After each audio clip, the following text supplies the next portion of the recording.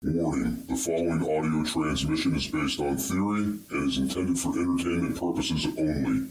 It's Doomsday and its affiliates will not be held liable for anything your dumbass does. Listener discretion is advised.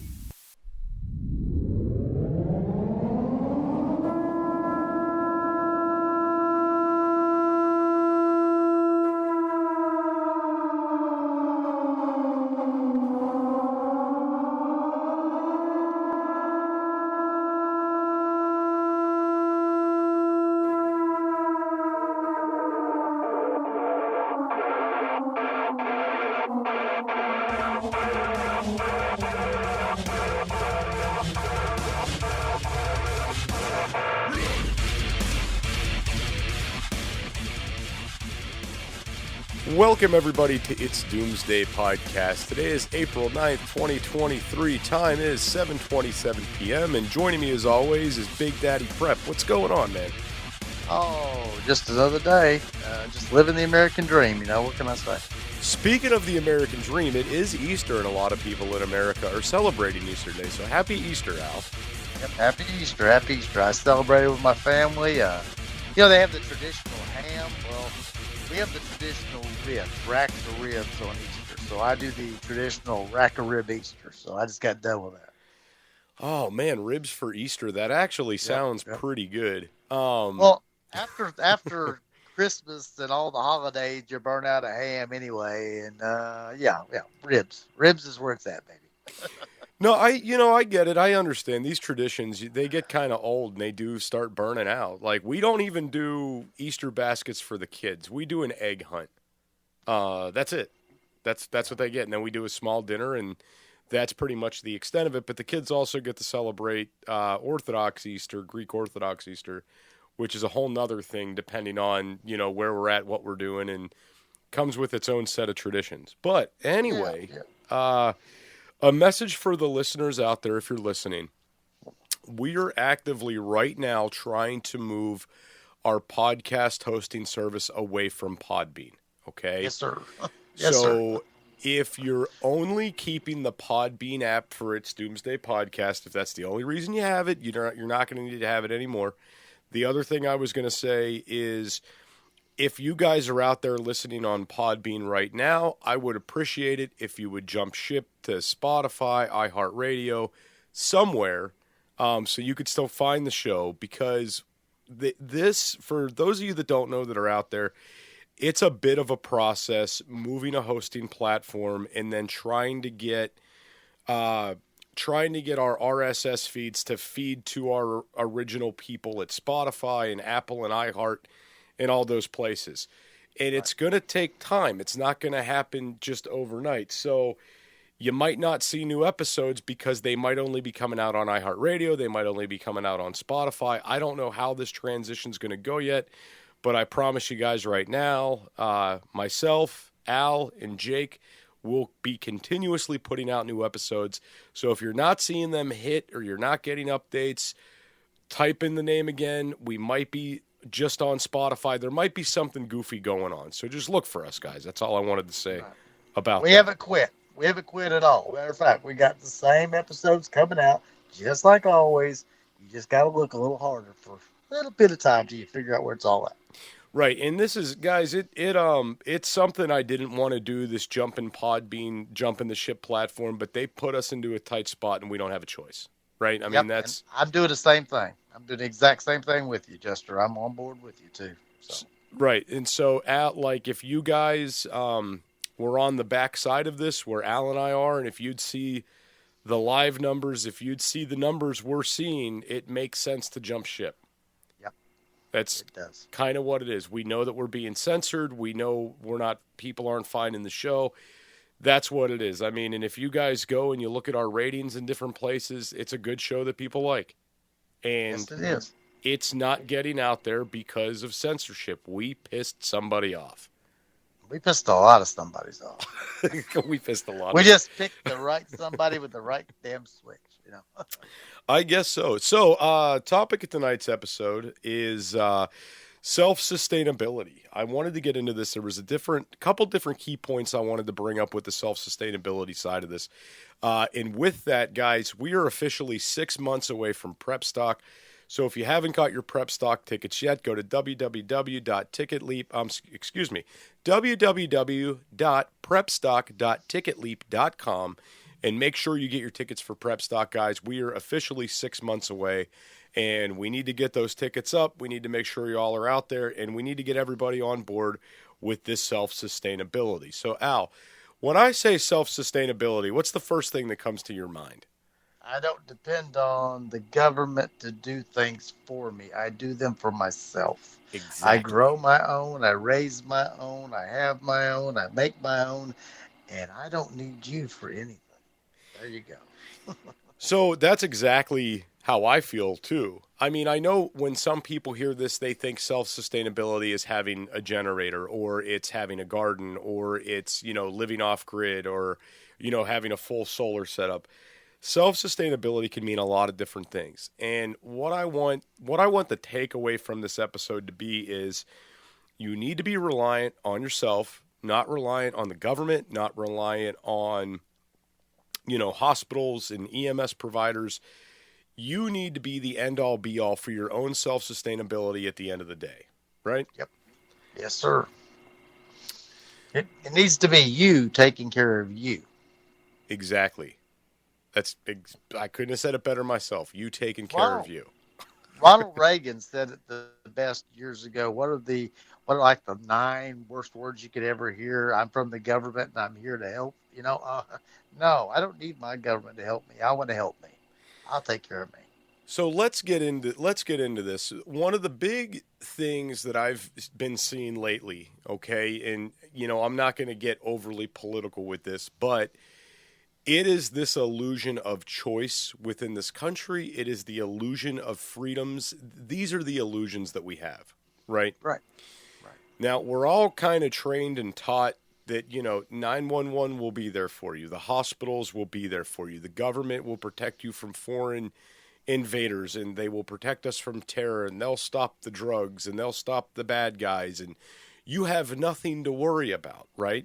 Yeah, well, they're not doing a real damn good job of it right now. No, they're definitely not. And so we have this American dream illusion where all you need to do is wake up, go to school, go to work, get an education, get your paycheck, and everything's going to be fine and hunky-dory, and everything's going to be A-okay.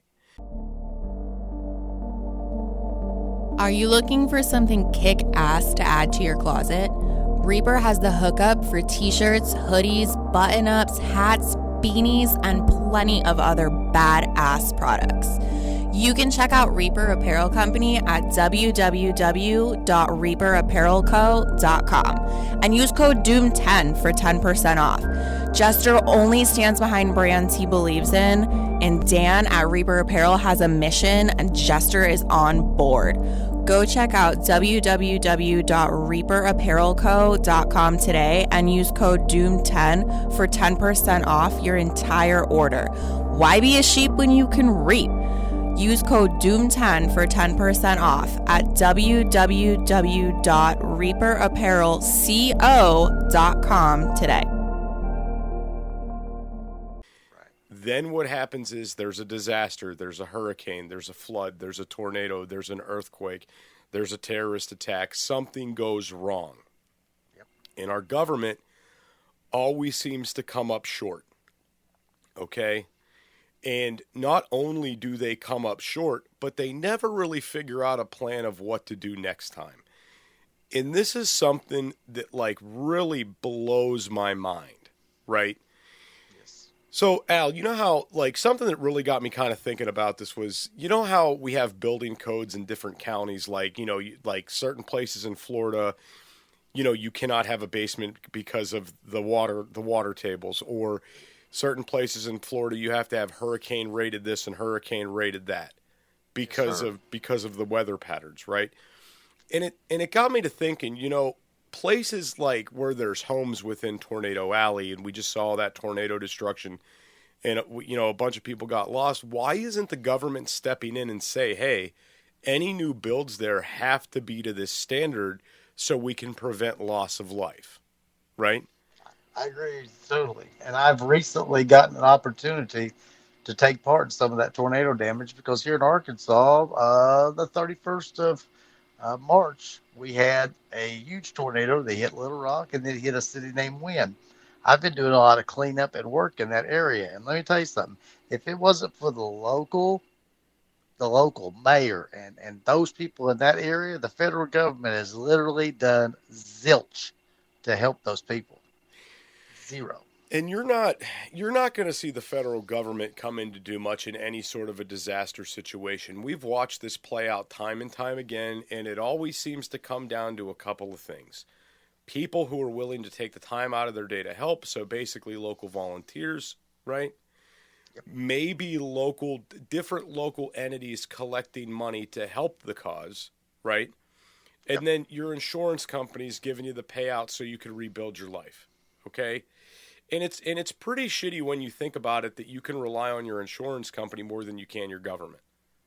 True. I mean, Very true. it's horrible to think that way, but I mean that's just the way it is. Now, the one big thing that just sticks out for me like a sore thumb, like in all these scenarios, is the government wants you to fall in line. They want you to do as you're told. They want to make sure you're paying your taxes, et cetera, et cetera. And then as soon as you step out of line or you step out of this pre-planned American Dream program they have you in, you are punished for it. Okay? And nobody really talks about this. And I really wanted to tear into this idea of things that are being regulated. They're wanting to move into this digital currency. They're wanting to take and put the mRNA vaccines in beef now, in our cattle, so you're getting this because they want to get this in you, right? It's Right. There's all these things going on where the government's actually working against the people and giving us false flag issues to bitch and whine and cry about, so we're all divided and we're not focused on what we need to be doing, okay? And when I say, going back to the self-sustainability, the main reason is if shit hits the fan, you're protected, your family's safe, you guys aren't going to go hungry. That is the whole purpose of this. But when you start breaking this down into what will the government do for you, they're not going to do anything except punish you, right? Very true. The moment that a disaster happens and they can't get a truck in there to resupply the local Walmart, or they can't get a truck in to resupply the local grocery store, or, there's a massive train derailment like we've been seeing lately in the media and everything's damaged by chemicals and you can't stay there anymore, and the government says, nope, this is a dead zone now, everybody's got to go. They're going to come in there to punish you. They're not going to come in there to help you, okay? Sadly, that's just the way it is, all right? So this is when it comes down for you to say to yourself, I need a garden. I need my own self-defense. I need to make sure I can run power without having the grid on. I need to make sure I'm canning. I need to make sure I'm growing. These are things that we need to be doing as individuals on a very personal level for you and your family unit, right? Like a good example of this. I'm not sure what Al's favorite food is. I know he likes Red Bull, and I could stock Red Bull and have a 3 years supply of it, but I don't know what Al's favorite food is. So for me stocking out for Al, it would not be very personable, but for me stocking for my family, I know what the wife likes to eat. I know what the kids like to eat. You know what I'm saying? Right. Everybody's sustainability plan is going to be different. It's going to be catered to who you are, what's in your circle, what your environment is. I mean, everybody's different. Someone in a different climate could be different than someone else in another climate. Somebody in an urban area compared to a more rural setting. So, yeah, everyone's survival plan and sustainability plan is going to be different. And, Al, since you brought up the climate thing, let's touch on that a little bit. So you guys know we've done a couple episodes on here with Texas Prepper Mom, and we've talked about the snowstorm in Texas, right? Yep. And how badly the government and the infrastructure failed the people and how much loss of life we had during that incident, okay? 100%. And that is a situation that was due to poor infrastructure, poor planning, no disaster readiness. Like, that was a horrible, horrible thing that happened based on people saying, well, we don't need to plan for this. What's the likelihood of that happening? Right. Okay. And then it happens and everybody's caught off guard. And we see these scenarios periodically happen throughout our country. We're supposed to be the biggest, baddest nation on the planet, but yet we can't take care of citizens in a disaster. Well, just to understand that we throw billions of dollars towards a federal government to have us prepared for these things, but we get nothing in return. I actually saw a prison system that was way better equipped for any situation that could happen to them. A individual prison system, individual prisons. But then when I look at the federal government's response to big events, they're like, oh, well, we planned. No, you didn't. You didn't have a plan at all. And we had to be prepared where I worked at. We didn't have a choice. We had people that were under our care, custody, and control. So we were forced to do that. But the federal government gets money, and they do not use your money well. No, they don't. And we're watching. Listen, guys, and this is one reason I wanted to do this topic tonight, too. We're all seeing things escalate with China, Russia, Ukraine, Taiwan. There's something new in the media every other day about how the situation is escalating, right? Yep. And money is being thrown around in a lot of weird places around the world, but not here at home, okay? And I'm watching this economy just slowly go down the tubes. Yep. And I'm watching the media throw up these false flag issues to divert people's attention from it. And it's not hard. I mean, did everybody forget the pandemic we just had that the government was not prepared for?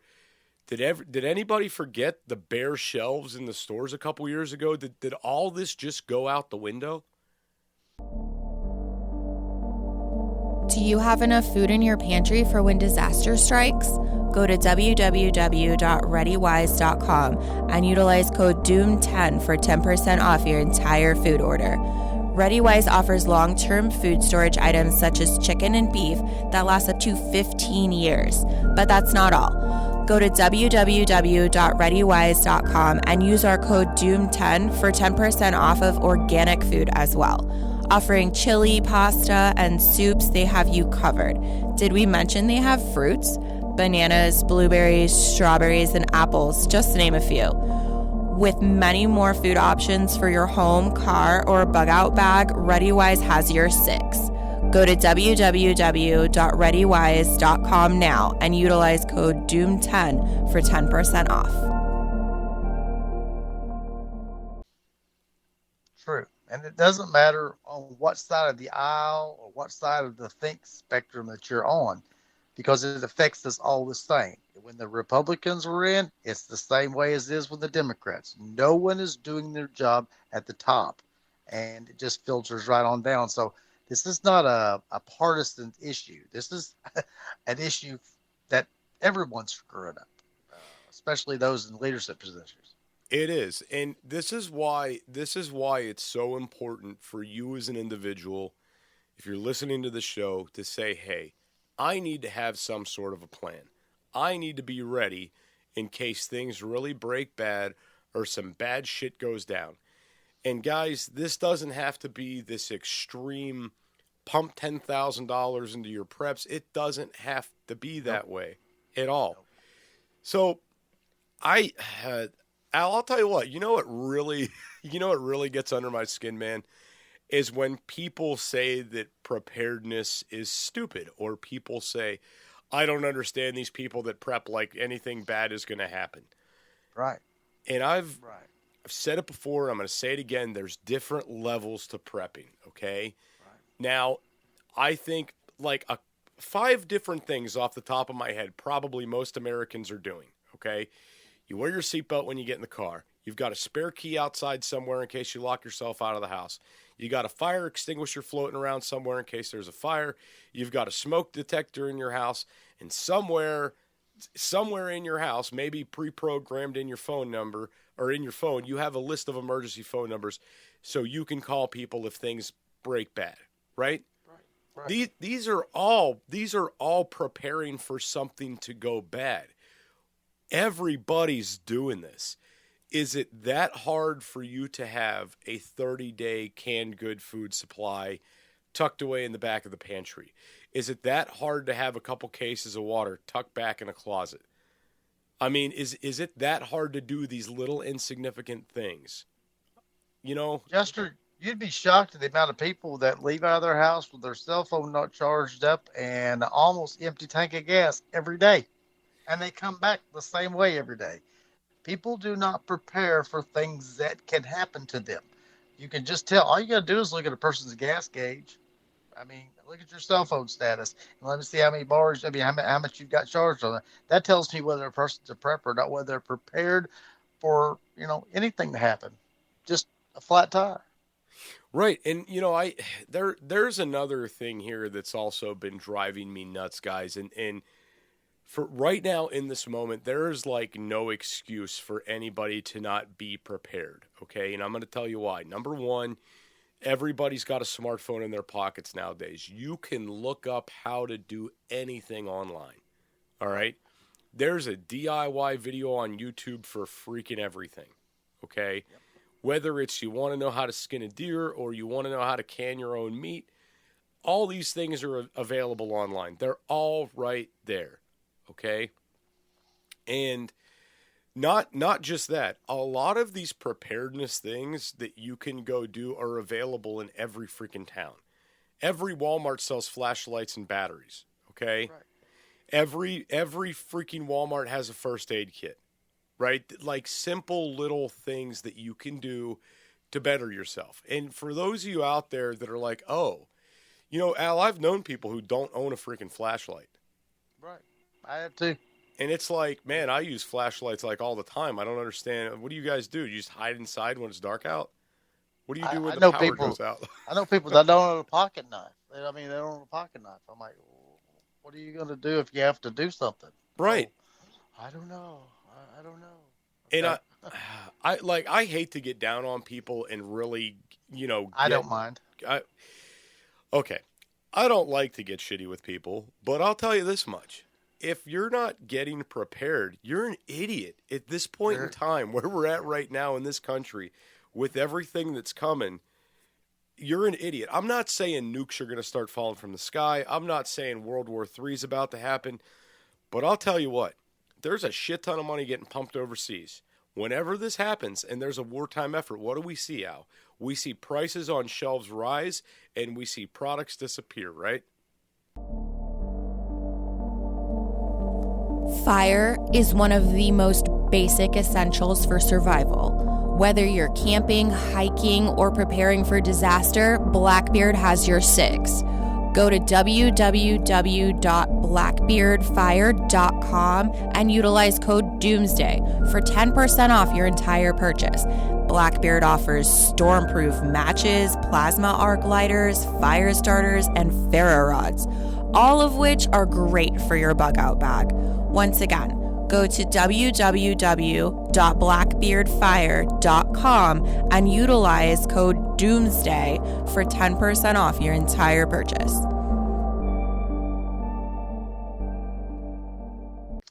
Right. And just a small event. Doesn't have to be a huge event. I just like I said, I recently, this last week, was down cleaning up some damage from a tornado.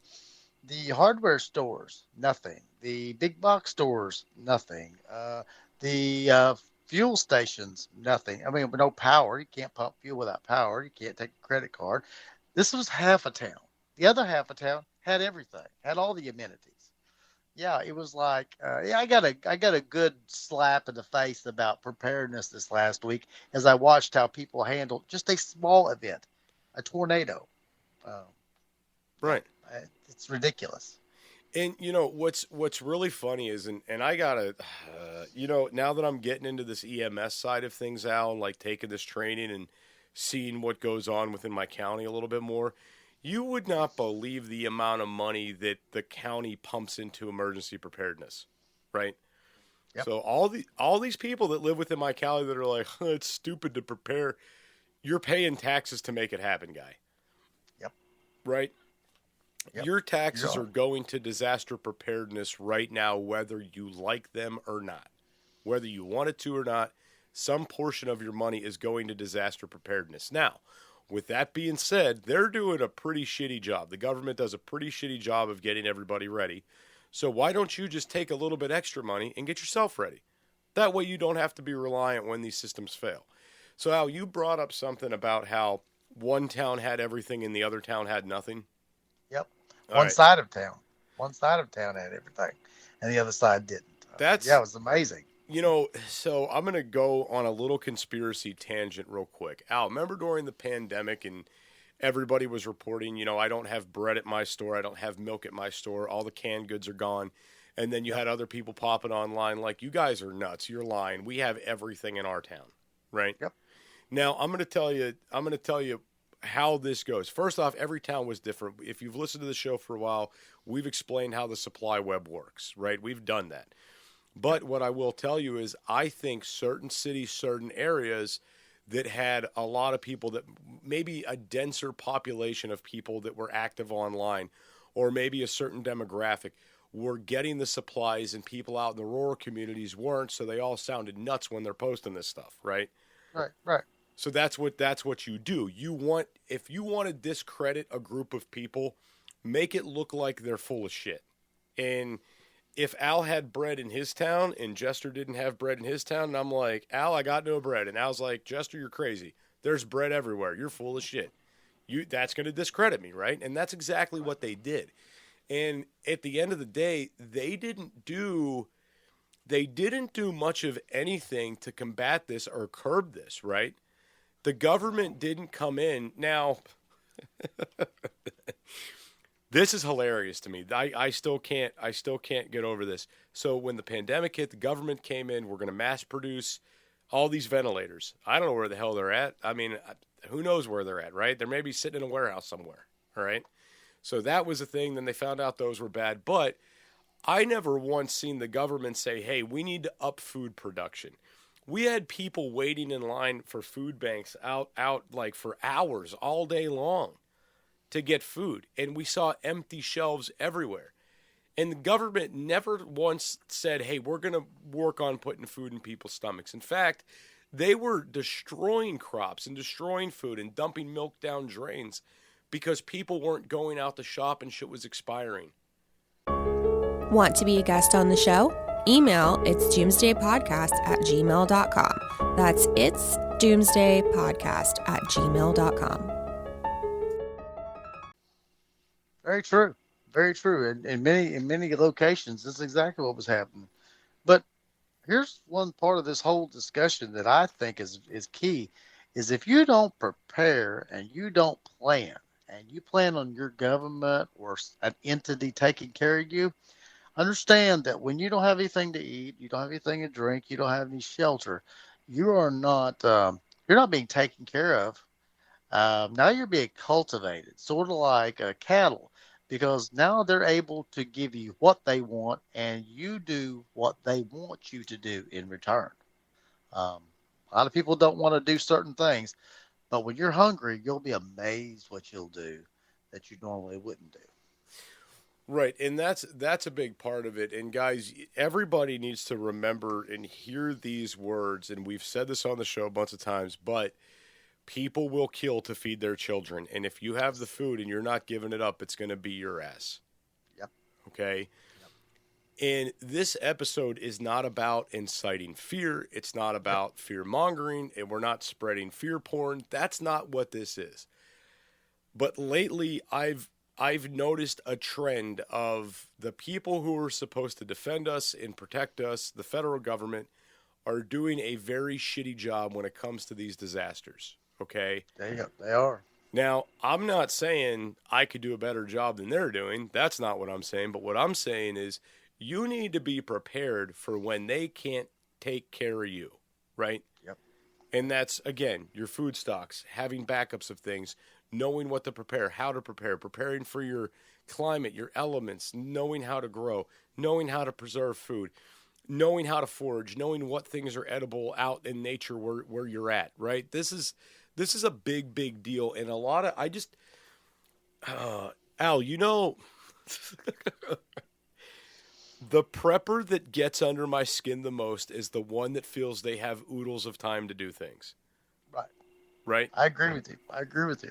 So I'm not going to, mention friends' names or anything like that, but I have handfuls of friends that are part of the preparedness community that are always putting things on the back burner.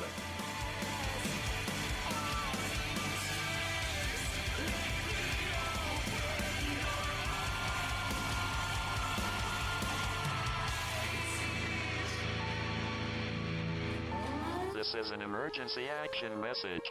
At approximately 1 a.m. Eastern Daylight Time, NORAD is tracking 15 ICBM nuclear missiles inbound to the following cities: Orlando, Miami, Pittsburgh, Dover, Newark, Richland, Philadelphia, New York City, Baltimore, Los Angeles, Las Vegas, Boston, Seattle, Detroit. This is an extremely deadly situation. Stay tuned. The next emergency message will be a presidential address.